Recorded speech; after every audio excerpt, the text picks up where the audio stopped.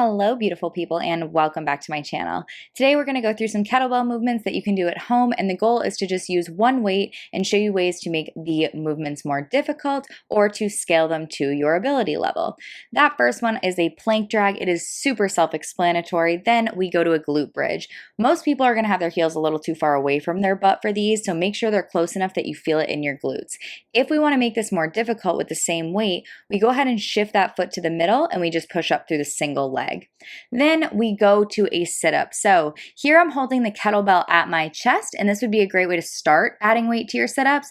Then we can start to go overhead as our mobility and strength allows, get the shoulder involved, and also just a little bit more stability in that top position. The kettlebell row is a great one, especially if you're looking to get pull-ups. So a great way to make this much harder with the same amount of weight is to slow down the rep like this.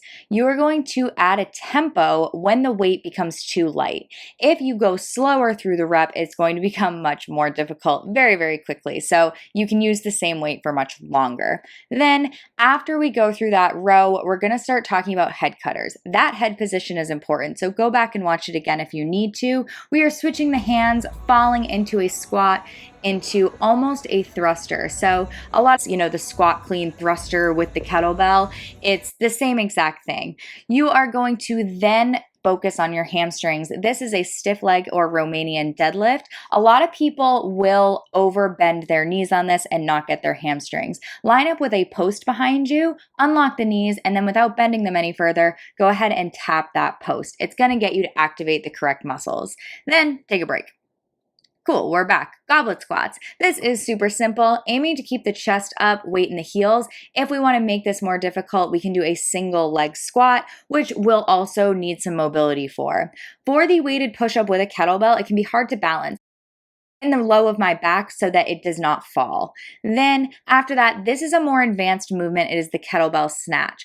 The kettlebell turns over my hand as I extend, but if that's a little hard to get down, we can start with the kettlebell clean, bring it to the shoulder, and then we press it up using our legs.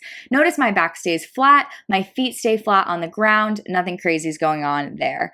Kettlebell strict press is going to target the shoulders. Nothing below your shoulder should be moving when you are doing these.